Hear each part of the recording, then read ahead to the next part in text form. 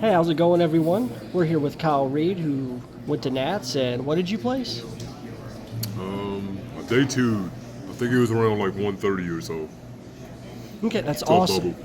That's awesome. And did you get what did you get out of your pack? I didn't get anything.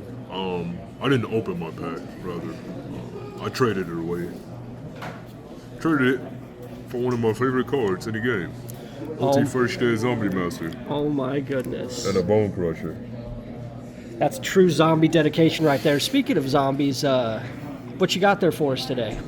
Well, I got the deck profile sort of based on memory. I've changed it around a little bit since, but this is based off my memory. It's best of my ability. A Vendread deck. Sissy called Vendread.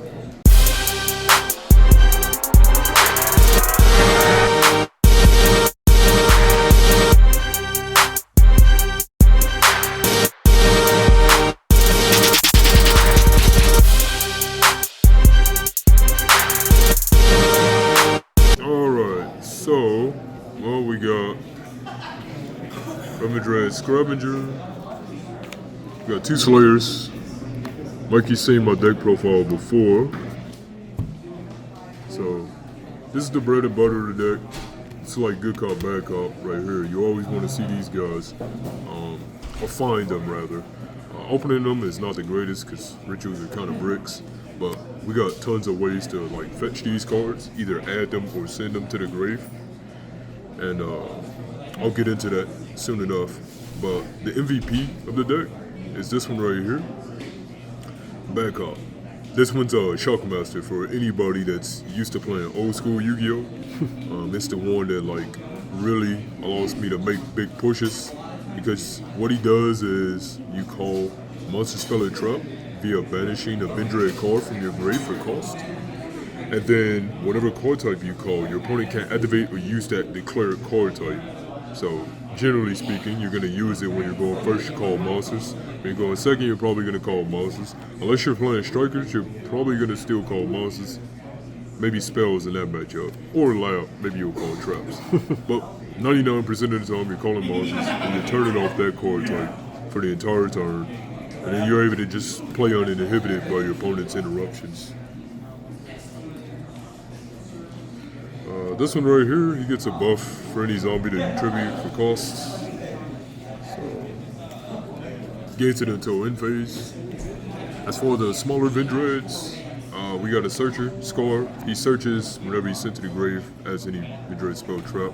And then in grave, he can, if a monster's tributed from the field, you can special summon them from your grave. And basically, all the non-ritual ones have an ability to like summon themselves. This one discards one, this one reveals one, this banishes any zombie for cost.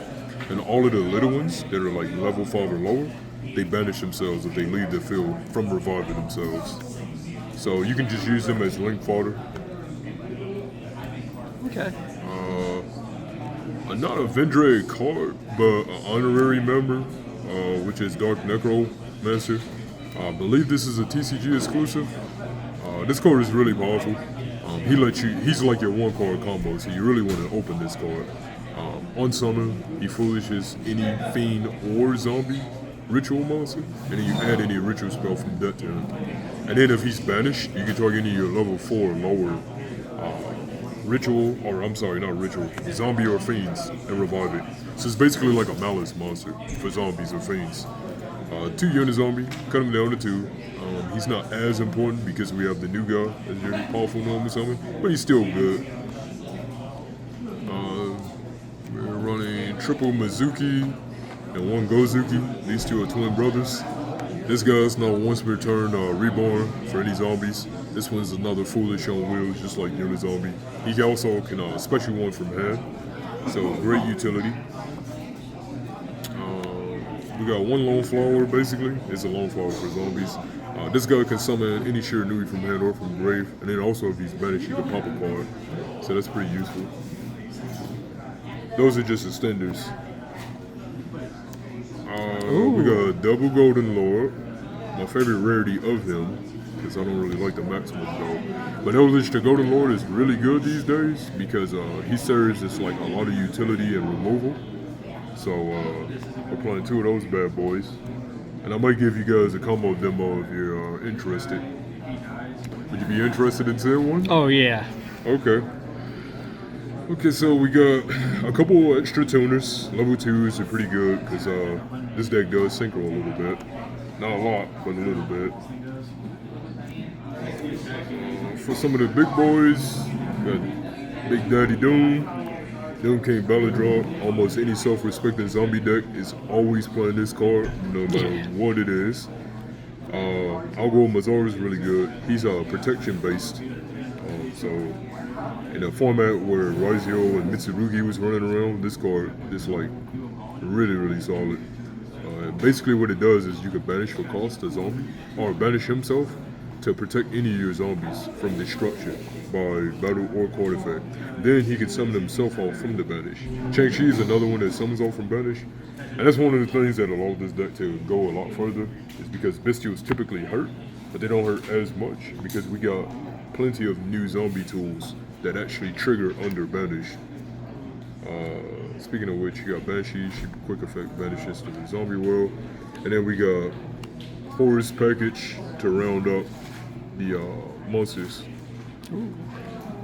These guys are just big bodies to push into boards. You can also just turbo a zombie vampire and mill a bunch of cards. So it's fun times. These are some of the Vendread spells. This one's basically like Branded Fusion for the deck. This was kind of like an E-Telly for Vendreads. So, and for more spells, this is just a normal ritual spell. That's the main one you want to see. It's probably the one that you're always activating the most because it's not a once per turn unlike the other spells. Oh damn. And so you can just keep playing it, and you can fetch them from grave or deck back to hand. So you get plenty of access to that one. This is one of the newer cards. Ever since Suda came out, I was excited whenever that set was released because I knew I was going to come back into the game when I saw that. This one right here is like a really powerful card. It serves as like a starter and an extender at the same time. I'm probably going to go into a little more detail after the deck profile to show like exactly what it does. But the options are endless. Pre-prep, because some of those cards have his Vendread names on it. So, 1 up, free +2. Plus for the Horus package, we got that. And then we also have double droplet. Pretty sure I was on 2.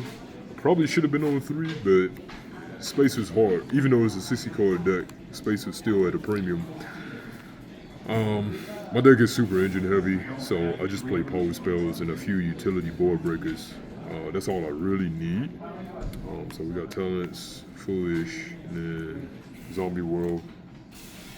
More power spells, called Ravenous Vendread. This is one that lets you special Vendread from hand, deck, or grave, then ritual summon using monster you control to ritual summon any Vendread from hand or grave, so that's really good. Sark is actually a starter now, because you can banish the Necro and get him out, turbo him out.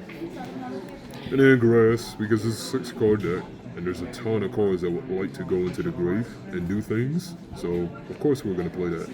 And for any of those who are unfamiliar with this card, Curse of the Ancient Turtle is basically a Pyramid Turtle wrapped into a spell. It's basically Foolish Barrel for the first effect. You banish for cost a zombie from your hand or your grave. Then you send a zombie from deck to grave. Oh, that's awesome. Yeah, and then of course the grave effect is kind of sneaky. While it's in the grave, you can banish for cost itself when whenever your zombie is destroyed by battle. And then you can special summon any zombie with 2k or lower defense. So it's exactly like Pyramid Turtle. Which one you want to see next? Extra side. Let's look at that extra. Alright, for the extra deck, first off, we got our little zombie token, because that's one of the effects of the Delta. We got Vendread Savior. These are all of the generic Link 2s for zombies.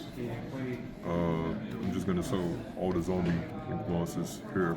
All of them just need zombie monsters to make. She's an imperm. She also serves as a turn skipper too when you pair her with the Shiranui trap. This one, she's good utility. She's kind of like a Charming. or Charmer or whatever, she could steal a monster from the grave. She could special one from your opponent's grave onto the field. So these two pair really nicely, basically sisters. And she has a mandatory draw effect and a sneaky effect to like out-tower monsters, pseudo-tower monsters, at least. And Vendread Savior, he's similar to Sunlight Wolf. This guy revives one from the banish, so like all of these just got really good utility. You got Sprite Spren, Cross Sheep, SP Little Knight, and we got access code for Game Bender. This one lets you send any of those level 2 tuners that I showed earlier, like Plague Spreader or Mad Mauler. My favorite is Mad Mauler, because that one is like freer than the others. SP, because she's just good. Only play a couple XYZs. These two are really powerful. I mean, he's a negate, Omni negate plus a non-target pop, which is really strong. And then this guy's really good, because, well, hello, he's milling cards. So, it's like, more please. So, we got a few synchros, and then we got the Lich fusion guy, who's kind of like a Colossus. You just contact your Lich and summon this guy off. And everybody knows what Omega and Changing does. This guy, for anybody that doesn't know, he's a Foolish Burial, and he modifies his level based on whatever zombie that you send. And then he has a second effect too. It's kind of sneaky. It's similar to Pyramid Turtle. Like he could summon himself from the grave if one of your zombies are beat over in battle. For the side deck, it's gonna look a little weird for many of the players that aren't too familiar with seeing extra deck cards being side deck, but I promise you, it's legal. You can do it. Which is also the reason why I play the same sleeves. I play mono blacks. Yugioh blacks is my favorite. So we got Yugioh, the Absolute Mayakashi. This one is an upgrade to the Link 3 one that I play.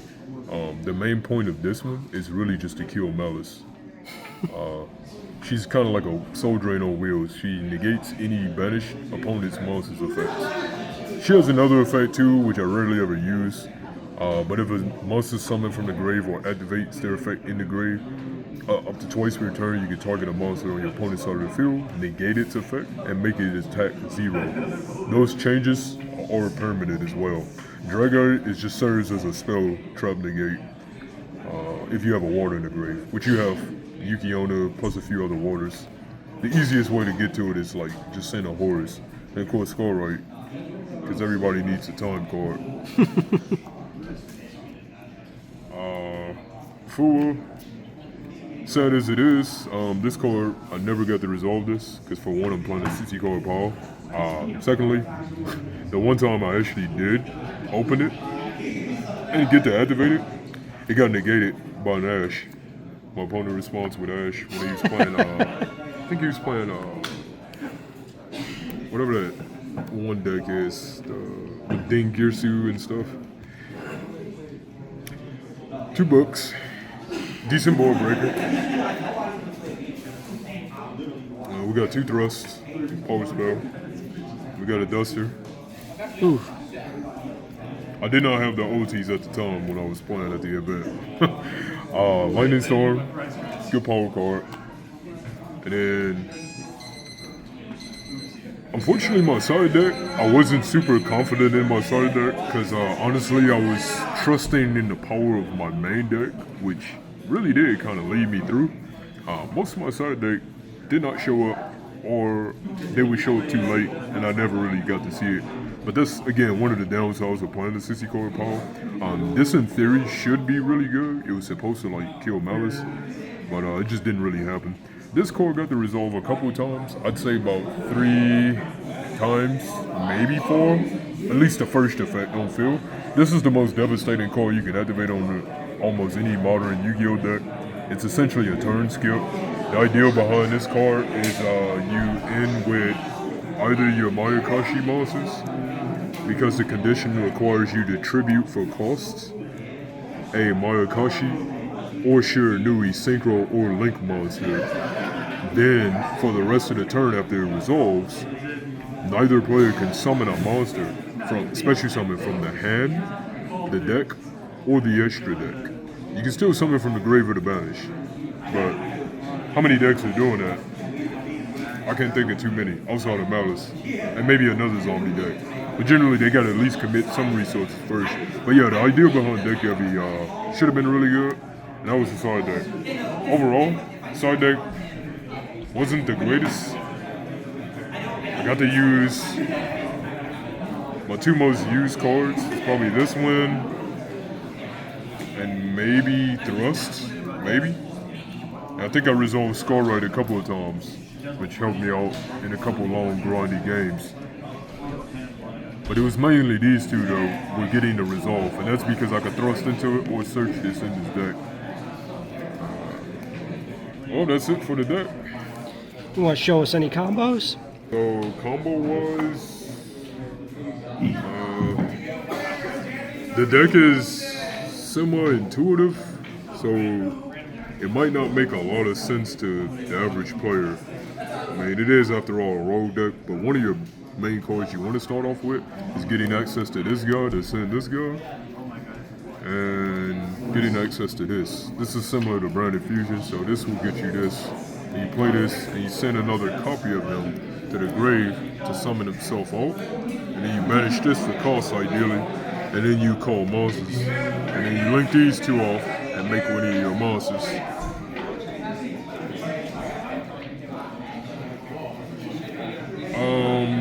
One of the nifty combos that's really niche that I actually enjoy a lot is getting access to Varudras. Because one of the things the deck was missing back in the past was Omni Negates. Basically, the way you get to this is a 1.5 card combo. You play Delta of Invitation, and you have any random spell or trap that you would not care about. You would send this guy, and then you would set that card, and you send it for cost for Lich to add itself from grave to hand. He can summon itself. He gets the buff, and he's immune to destruction from your opponent up until the end of the next turn. Then you activate the second effect of Delta. You create a zombie token, which my little friend here, the Black Sheep token, is a zombie, so that's why I like it. And then from here, you go ahead and tribute that first Lich out in order to summon out the Fallen. Ooh. So this guy, he lets you summon Eldritch monster whenever he's sent to the grave by any means. If he's sent, then you can special an Eldritch monster from your deck, your grave, or your extra deck. And then from there, we will link these two off. And we will go into Flying Mary. And then from there, you can use its effect and summon a Leech from deck. You use his effect, target a level 5 or higher zombie from your grave or banish and summon it. And you go here, you got 2 10s. So you can turbo out of Varudras pretty early. Oh, wow. It does fall into a nib, but to be fair, it's also really strong bait. Because if you didn't already like normal Necro or go Unizombie or play one of your ritual spells to summon out Battle Lord, you're usually pretty safe from most hand traps. Also, fun fact, I got to do something that was really cool for the style points. Someone round 4 or 5, I believe, there was a Memento player. He resolved Mo Charmy Meows. In fact, he dropped 2 of them on me. And then I ended up decking them out. So that felt like a highlight. So, what was your hardest matchup in Natch, you think? Hardest matchup? That's a tough one to answer. I think maybe my toughest matchup is arguably my last round where I played a 60 card Paul as well. Oh, the rivalry. Yeah, it was a crazy deck. So neither one of us really knew exactly how each other's cards worked. I knew more of his cards than I did, so I had a slight edge. But that was probably my toughest match. He played it was a hodgepodge. Like it was like Fiendsmith cards. It was Mitsurugi, which those two I'm familiar with. But he played in a few additional names that nobody ever plays, so I had to read those. There was also Ogdoadic cards, if I'm pronouncing the name correctly. But it's like another reptile archetype. So it was a pretty consistent engine from the looks of it. and he's just turboing out like big boards with Fiendsmith stuff on top of it. But overall, like I would say that was probably one of my most fun and interactive matches. Unfortunately, I lost to a couple silly misplays on my part, and that was the final round. And so either one of us, we needed to make it into the top cut if we got the win. And of course, they ended up getting me. So you played in the OTS today, and you played up against the new support with Vanquish Soul, and you played against the Yummy. How did you feel about those matchups today? They were all right. I got 2 draws, which took me out of contention. But overall, they were fun. They were pretty interactive. Nothing too oppressive, except for that dice thing. That thing was kind of silly. Dice Smasher, I think that's the name of that card. Dice Smasher. Yeah, that card put a damper on things for me. So after your experience with Nats and this OTS, what would you say was something you might change in your deck now? What's something you're thinking about? I might change up the sideboard for sure, because like I said, I was never the greatest at building sideboards, and also because I play what I enjoy, it's hard to like be a good playtest partner for my opponent, or just playtest friends or whatnot. Yugioh player! I would probably switch it up to a couple more negates, You have 45 minutes! and maybe I'll put in a little bit more utility cards, like more search cards or sand cards. But overall, I really have to just like sit back and assess the meta and see what cards within the zombie pool I would like to incorporate into the list, and then I'll move accordingly.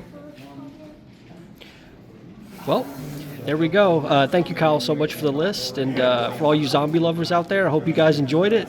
Kyle, do you have any closing words? Closing words?